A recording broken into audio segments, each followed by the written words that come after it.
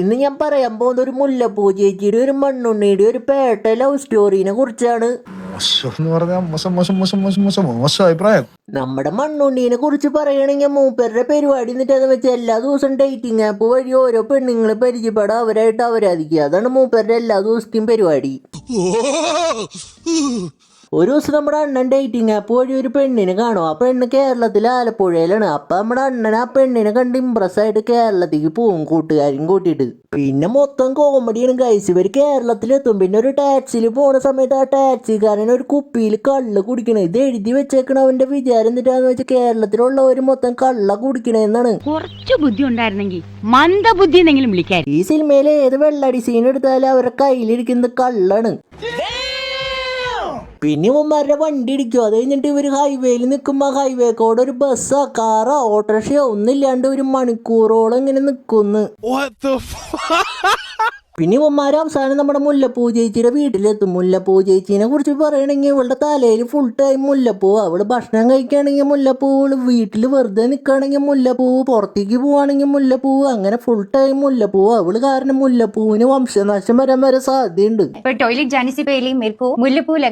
പിന്നെ നമ്മുടെ മുല്ലപ്പൂ ചേച്ചി അവിടുത്തെ കുറച്ച് പിള്ളേർക്ക് മോഹിനിയാട്ടം പഠിപ്പിക്കുന്നുണ്ട്. മോഹിനിയാട്ടത്തിൽ എങ്ങനെയാ മറ്റേ ചൈനീസുകാരുടെ വീശണ സാധനം വന്നതെന്ന് ചോദിച്ചാൽ അതൊരു പേട്ടപ്പടാണ്. പിന്നെ ഇവള് ഒരു മലയാളിയാണെന്ന് പറയണ. എന്നിട്ട് മലയാളം എന്ന് പറഞ്ഞിട്ട് ഏതാണ്ട് കണയാളം പറയുള്ളു.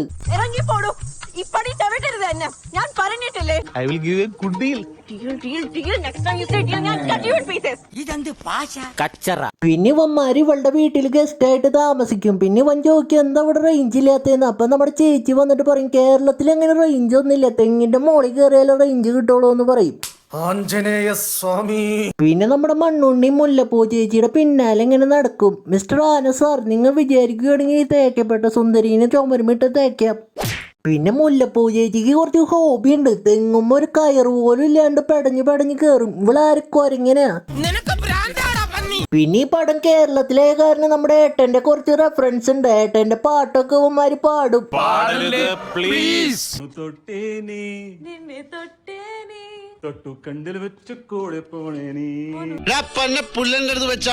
പിന്നെ ഞാൻ നോക്കുമ്പോ മുല്ലപ്പൂ ചേച്ചിയുടെ കിളി പോയിട്ട് ഏതാണ്ട് ഭാഷയിൽ എന്നിട്ട് കണ്ടൊക്കെ സംസാരിക്കും. സബ് ടൈറ്റിലിന് വരെ മനസ്സിലായില്ല എന്നിട്ട് പറഞ്ഞെന്ന്.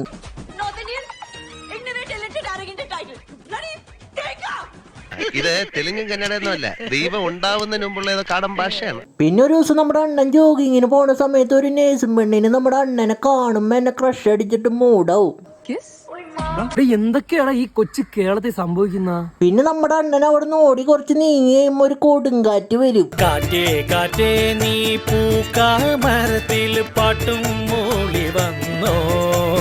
നമ്മുടെ ഏറെണ്ണം വന്നിട്ട് മണ്ണുണ്ണിയുടെ ഡ്രസ്സ് കാണുമ്പോ ഇത് നമ്മുടെ കേരളത്തിന്റെ സംസ്കാരത്തിന് ചേർന്നതല്ലാന്ന് പറഞ്ഞിട്ട് അവനൊരു മുണ്ടൊടിപ്പിക്കും. ഈ സീൻ എഴുതി വെച്ചേക്കണവന്റെ വിചാരം എന്നിട്ടാന്ന് വെച്ചാൽ കേരളത്തിൽ ആരും ഷോർട്സ് ഇട്ട് നടക്കില്ല, എല്ലാവരും മുണ്ടെടുത്ത് നടക്കുള്ളൂ എന്നാണ് അവന്റെ വിചാരം. പിന്നെ നമ്മുടെ ഏറണ്ണൻ അവിടുത്തെ കളരിയാശാനാണ്. നമ്മുടെ ഏറണ്ണൻ അവിടുത്തെ പിള്ളേർക്ക് അങ്ങേരുടെ മാസ്റ്റർ പീസ് ഐറ്റം പഠിപ്പിച്ച് കൊടുക്കണം, എങ്ങനെയാണ് എയർ പിടിക്കണ്ടേന്ന്. പിന്നെ അവിടെ നമ്മുടെ മണ്ണുണ്ണി ഉണ്ടാവും. മണ്ണുണ്ണിക്ക് നമ്മുടെ ഏറണ്ണൻ്റെ എയർ ട്രെയിനിങ് ഒക്കെ കാണുമ്പോൾ എനിക്കും പഠിക്കണം എന്ന് പറഞ്ഞിട്ട് ഇറങ്ങും. എന്നിട്ട് അവിടെ വെൽ ട്രെയിൻഡ് ആയിട്ടുള്ള ഒരു കളരി ചെയ്യണ ഒരു മറ്റാനുണ്ട്. മൂപ്പര അവൻ്റെ ഒറ്റ ഇടിക്കാൻ അങ്ങ് സൈഡാക്കും. അവൻ കൈരളി തിയേറ്ററിൽ പോയിട്ട് സിനിമ കാണാൻ പോയ ആളല്ല, അവൻ കളരി പഠിച്ച ആളെയാണ്. നീ ഒറ്റ ഇടിക്കാൻ സൈഡാക്കി, ഒരു മര്യാദ വേണ്ടടേ.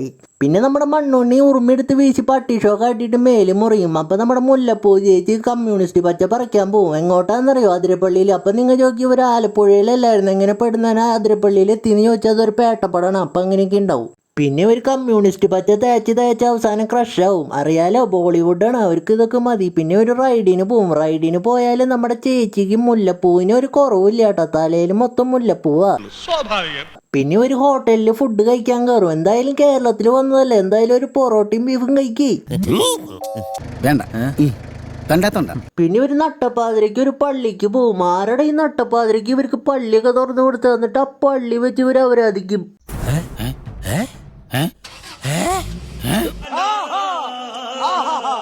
പിന്നെ നമ്മുടെ മണ്ണുണ്ണിയുടെ കൂട്ടുകാരനുണ്ടല്ലോ, അവൻ അവിടെ ഒരു പെണ്ണ് സെറ്റാവും. അല്ലെ ഈ പെണ്ണ് നമ്മുടെ ധ്യാൻ ചേട്ടന്റെ എല്ലാ ബോംബ് പടത്തിലും അഭിനയിക്കുന്ന പെണ്ണല്ലേ.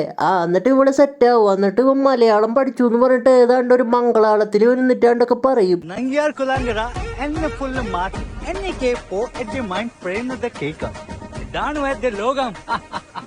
നീ എന്ത് തേങ്ങയാണ് പറയുന്നേ?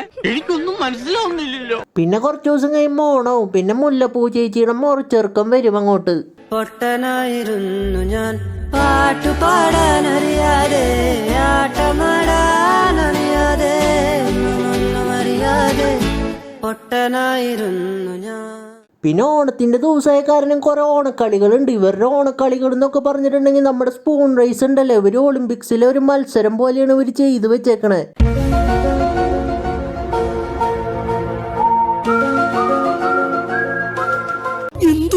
നിന്റെ അമ്മൂമ്മയുടെ പിന്നാലെ ഒരോളമായിക്കോട്ടെ എന്ന് കരുതി. പിന്നെ ഇവരുടെ വള്ളംകളി മത്സരമൊക്കെ ഉണ്ട്. മോഹൻലാലിന്റെ ഒരു പാട്ടുണ്ട്, അത് പറഞ്ഞേ.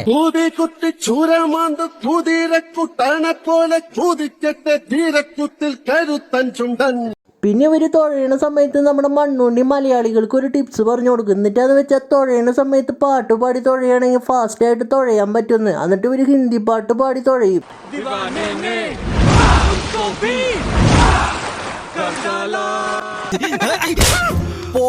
പിന്നെ നമ്മുടെ മുല്ലപ്പൂ ചേച്ചി മുറച്ചെറുക്കനായിട്ടുള്ള കല്യാണം ഉറപ്പിക്കും. പിന്നെ എൻഗേജ്മെന്റ് ആവും. പിന്നെ അവിടെ വെച്ചിട്ട് നമ്മുടെ മുല്ലപ്പൂ ചേച്ചി കട്ട ക്യൂട്ട്നെസ് ആണ്.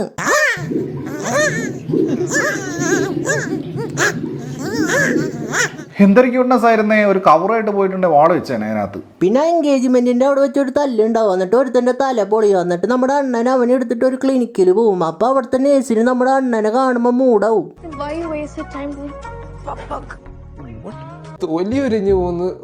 പിന്നെ മുറച്ചെറുക്കനും മുല്ലപ്പൂ ചേച്ചിയായിട്ടുള്ള കല്യാണ ദിവസമാവും. അപ്പൊ നമ്മുടെ അണ്ണൻ വന്നിട്ട് നമുക്ക് ഒളിച്ചോടാന്ന് പറയും. അപ്പൊ തന്നെ നമ്മുടെ ചേച്ചി ഒളിച്ചോടാന്ന് പറയും. എന്നിട്ട് ആ മുറച്ചെറുക്കൻ നീ പൊക്കോളാൻ പറയും. പിന്നെ മണ്ണുണ്ണി മുല്ലപ്പൂ ചേച്ചി ഒളിച്ചോടും. അങ്ങനെ പടം കഴിഞ്ഞു.